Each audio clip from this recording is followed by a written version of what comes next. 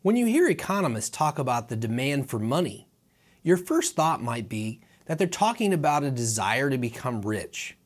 However, the demand for money is the amount of your total wealth that you choose to hold in the form of money. In other words, cash and checking accounts. Note that economists refer to checking accounts as demand deposits. Money is only one of the ways you can hold wealth. Wealth is the value of everything you own. Think about your total wealth. Perhaps you own a car or a house, but you also own money, which is the cash in your wallet and the money in your checking account. The portion of your wealth that you choose to hold in the form of money is your demand for money. But why do people choose to hold money? Let's take a look at the 3 motives people have for holding money. Then we'll explore the incentive that individuals and businesses have to earn interest.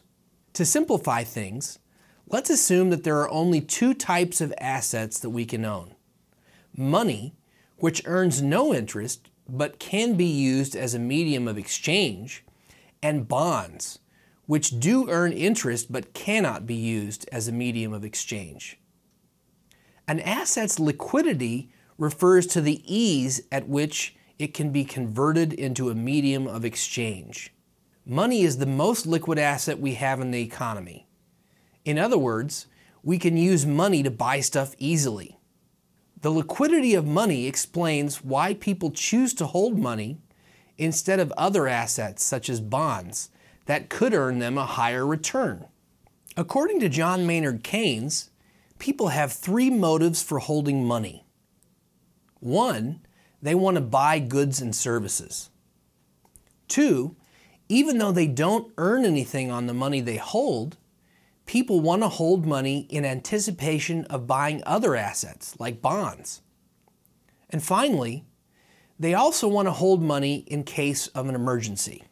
I want to introduce you to Christina, who lives in Econoland. Let's take a look at these 3 motives from her perspective.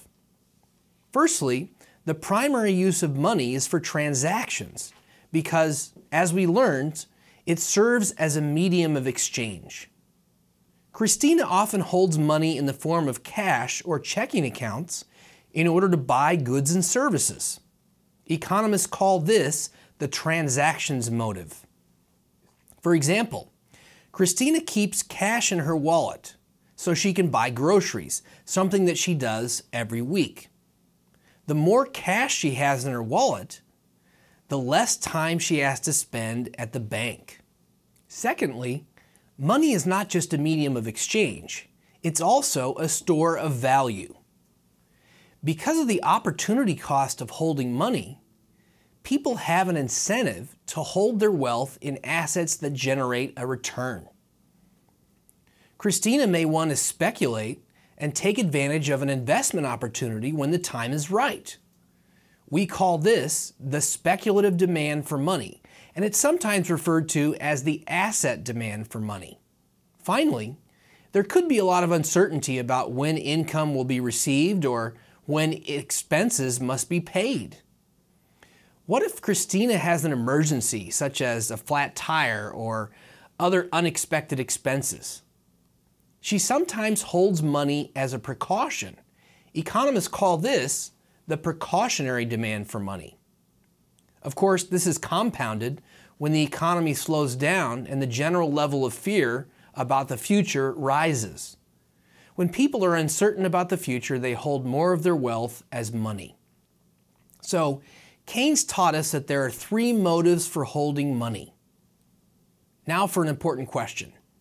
How much money do individuals and businesses in the economy actually hold?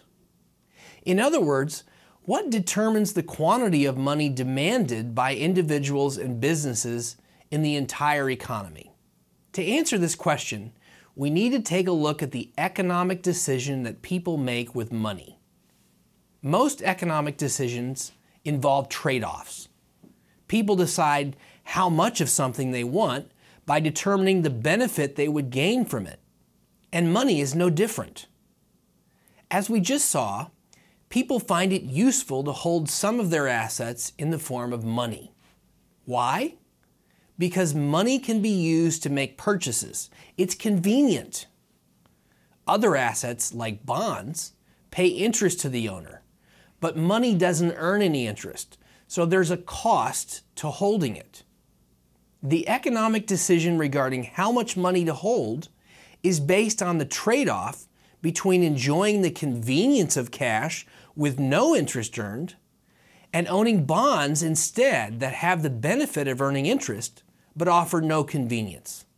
In other words, there's an opportunity cost of money, which is the return or interest rate your money balances could be earning if they were invested in bonds instead.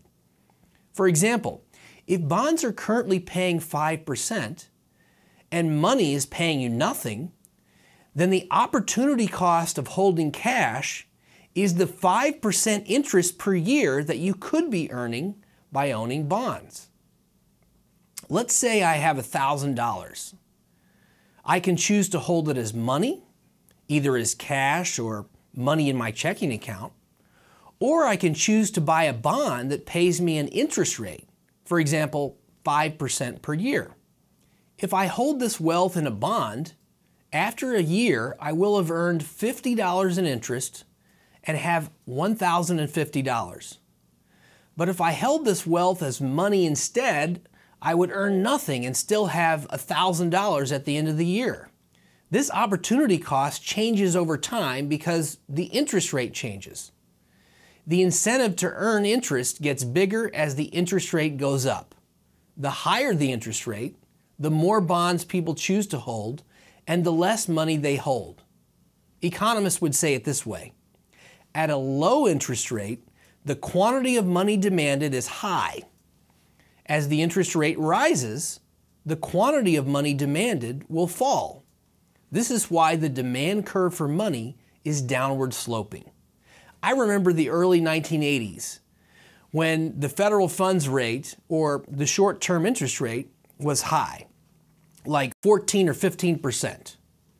The opportunity cost of holding money was very high. And if you had wealth, you wanted to hold as much of it as possible in interest-bearing accounts and as little cash as possible. The demand for money at that time was low. When the overall level of interest rates falls, the opportunity cost of holding money falls as well. During the Great Recession, which began in December of 2007, the Federal Reserve took actions that caused the interest rate to fall from 5.25% in 2007 to 3% in 2008 and nearly 0% by 2015. So the opportunity cost of holding money fell dramatically, and as a result, people held more cash. Cash was more desirable in comparison to bonds, which earned very little interest, so the demand for money was high. The demand for money is therefore the relationship between the quantity of money in cash and checking accounts that people want to hold and the factors that determine that quantity. Economists illustrate this using the demand curve for money. This is what a demand curve for money looks like. At an interest rate of 20%, point A shows that the quantity of money demanded is $200 billion.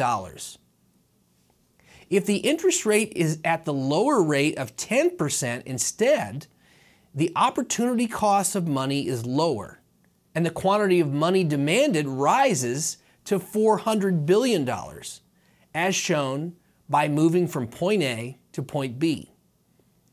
So, what is the relationship between the quantity of money that individuals and businesses want to hold and the interest rate? We can say that the quantity of money people want to hold is negatively or inversely related to the interest rate. That's why the curve is downward sloping. What are the things that have the greatest impact on money demand? The macroeconomic variables that have the greatest impact on money demand are the price level, real income, and the nominal interest rate. The higher the price level, the higher the demand for money, since more units of money are needed to carry out transactions. For example, if Christina goes to the store this week and discovers that all prices have gone up by 10%, then she may start carrying more cash in her wallet. Secondly, real income is another variable affecting demand. The higher the level of real income, the higher the need for liquidity, and so the higher that money demand is. Naturally, the level of transactions goes up and down as people earn more or less income. Let's say that the economy is growing and Christina's income goes up. The more income she earns, the more she can spend, and therefore the more money she needs for transactions. Finally, the nominal interest rate will influence the demand for money. When the nominal interest rate is high, money demand is low because the opportunity cost of holding money, that is, the interest you forego on other assets, is high. For example, when Christina can earn 5% by holding bonds instead of 0% by holding money, her demand for money is low. So the price level, real GDP, and the nominal interest rate have the biggest influence on money demand. Now that you have a better understanding of this topic, I want you to try some practice problems.